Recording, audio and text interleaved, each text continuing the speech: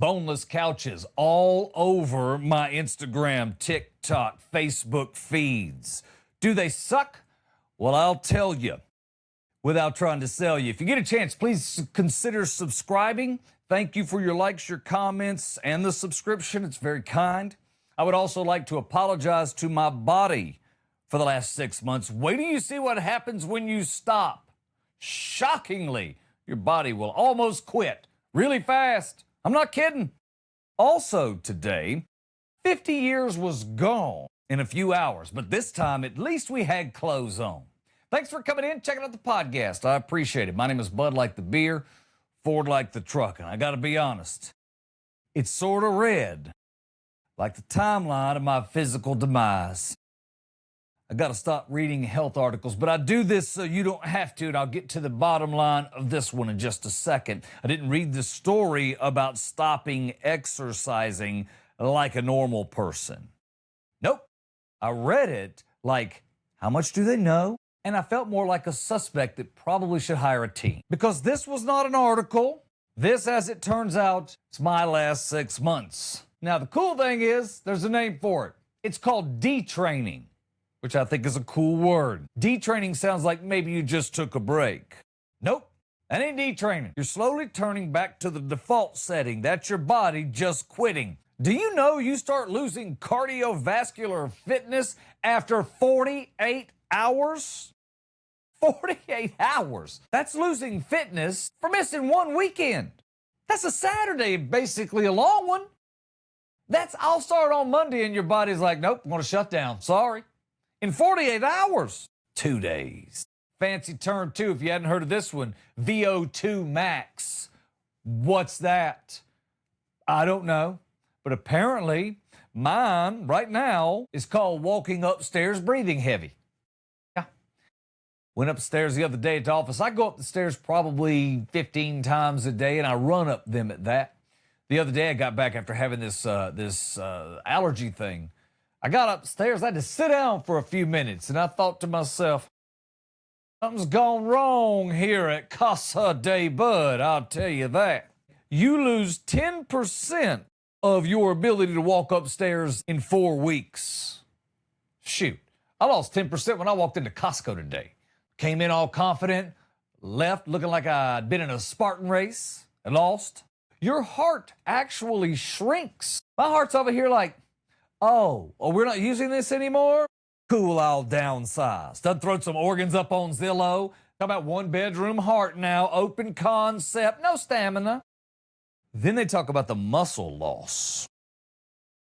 Said after 2 weeks, your muscle fibers drop by 13%. 13% is very specific, I thought. Somebody looked at a dude like me and said, yep, he's lost one arm and half a calf. That's 13%. Decreased insulin sensitivity, changes in metabolism. Brain's like, let's go for a run.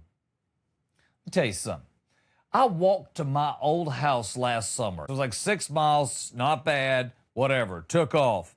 I didn't really prepare for the heat. It was a rough 30 minutes hanging out at the QT waiting for the Uber driver to show up. Not to mention, it was embarrassing. Also noted, probably could have shut up about it. No one would have known. But here we are. Body's like, you remember the last time? You remember what happened at the QT and the Uber? I'm like, yeah, nobody's interested in going through that again. So then they get super encouraging at the end. They're like, a small amount of enjoyable exercise is better than nothing. Oh, now we're reasonable. After you just told me my heart's shrinking, my muscles are evaporating, you're like, hey, why don't we just take a walk? It'll be sufficient. I'm walking my big, lazy booty to the refrigerator. Because according to this article, I got about 48 hours before every single thing that I own over here starts falling apart. At this point, I'm not really trying to get in shape. I'm just trying to decline at a respectable pace, which is about all anyone can ask for now, isn't it? Thank you for the likes, comments, subscriptions, sharing. Thank you for all of those. So I moved into a place out here in the desert, and it was a tiny place, 425 square feet, which is really kind of designed to be an escape so people can get away from Canada and those far north places, and they can come just get away here in the desert. The temperature's much warmer. Then they go back home, so they're only here for 4 or 5 months a year, maybe. Well, the cost of finding places to live out here is insane. And the location where I need to go to work, this couldn't be any better, so it worked out perfect.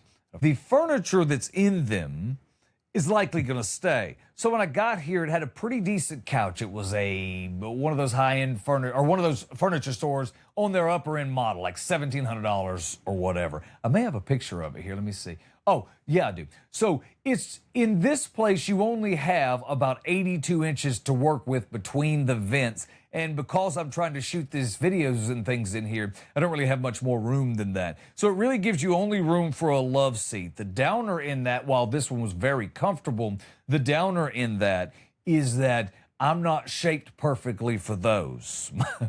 My legs are too long, my back's too big, my butt's too big, everything's just too big. So it doesn't really work, or it's too small. I don't know which it is, but it doesn't really work well. And you can't lay down. So basically what was happening is I was either sitting upright like I was at church to watch TV, or I was in my bed asleep. Those weren't acceptable outcomes. So I started to look into the hype of all of those boneless couches where they take them out of the bag like a Won't Biscuits, poof, and it blows up. And then you have furniture, boneless couches, the love seats, and the like. So it was a matter of finding the right size, length, and all that. Couldn't get the exact right size because I needed a little more than the norm, but I found one that was 68 inches long. I needed 72, and I found one that was 80 inches wide. So it fits in the space just perfect. And let me see if I can get this video to play, and if I can, I'll show you what it looks like when you unbox one. So I expected it to come out and be a really fast explosion, right? Here it comes up, boom, it goes on, takes out the ceiling fan. I'm lucky to be alive. That's not really what happened. That's not really what happened at all. It popped out, but it did come up to its full size, to its final size, remarkably fast. This is the end product. This is what it looks like. I'm not trying to sell you one of these things. All I'm going to tell you is it went pretty easy. Amazon, all of them have them. It's not like you're picking a company you've ever heard of, so I just picked one and had it shipped to me.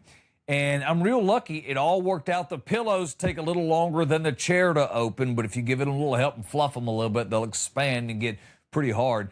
It's a foam mat. That's all you're dealing with a little bit of back support, not much of that. But the thing about it is, if you don't have a place to lay down, you live in a small place like I do, it actually fits pretty darn good. It's not perfect. I may have to put a little ottoman because I'm still a couple feet longer than I need to be for this project. However, you may notice that in this picture, if you're looking at it on the surfaces that show the pictures, there's a vent back there, so I had to create this base. Here's the other thing about this. Usually when you think of couches, they have feet, so if you have vents that are anywhere near them, it's usually not that big a deal.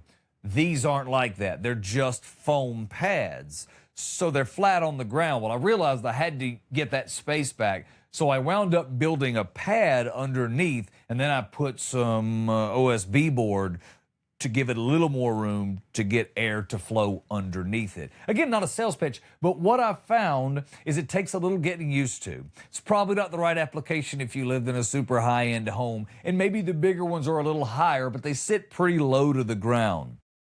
In this particular case, for my application in a 400 square foot home, it's a good fit. It might be a great fit for a second home, your beach place in a bedroom, because people can sit on it and someone or two people could potentially sleep on it if they were, kids. You would have a little extra room and it would give it kind of a fun feel. And they're pretty sturdy. You can stand on them, you can jump on them. And I'm 6 foot plus. So you can get right along on them, and they're pretty supportive.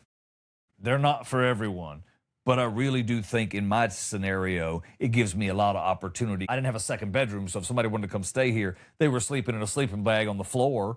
That was uncomfortable. So this gave them a really good opportunity. And I've talked about this before, but I live in one of these 400 square foot trailers out here in the desert. It's these little units, and the original intention, I think, was you were on the road, people that said, you know what, we're giving up our house and we're going to get into this motor home. And then they realized they're going to have to choke each other if they stay in that mobile home for another month. Well, they could come out here and park it, and then they get 400 square feet. They can breathe a little bit. They could add an AZ room if they had extra funds, and they get 800 square feet. And so it's kind of the home, not terribly expensive, and they still get the camping lifestyle because it's a very resort-driven thing out here. It started as a nudist colony, so it's used to people with exuding confidence. Yesterday, I saw them tearing down one of these units from the early 80s.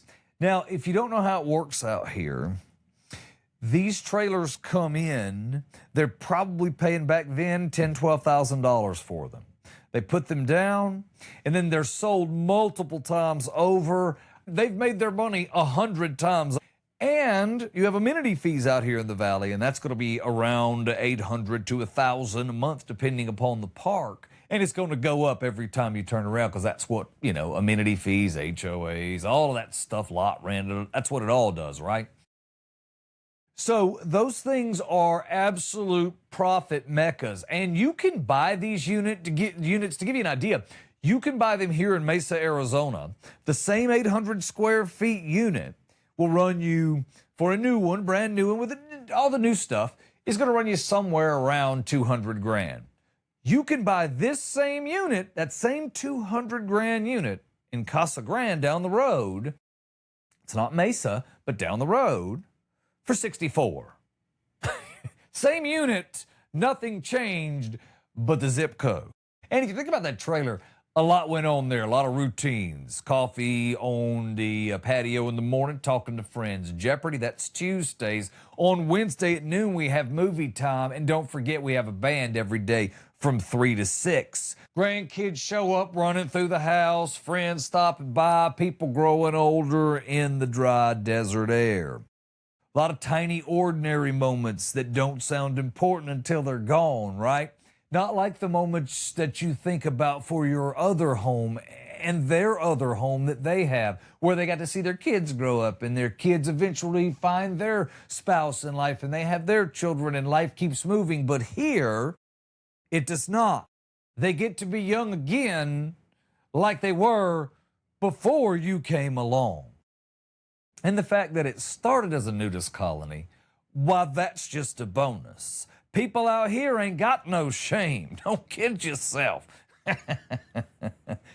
So as they pulled that thing out of here on the truck, they had that thing put up on a truck in a couple of hours and pulled out.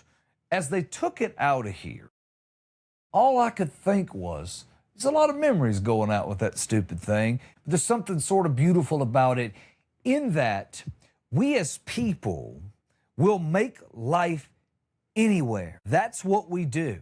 You give us a 400 square foot box in the desert, plastic chairs, a grill, a nosy neighbor named Linda that knows everything. We're pretty good. That's home. It was birthdays and winters and marriages and routines and loss and laughter and all that talked about on the patio. And all that's left is dirt. And the return price on the investment for the final owner is like $1,200. And like I said, since it did start as a nudist colony, if the walls start talking, they gonna need an editor. So let's get it tore down as fast as we can. Thanks for your time today. I'm at Bud Ford Comedy, and I appreciate the time that you spend with me.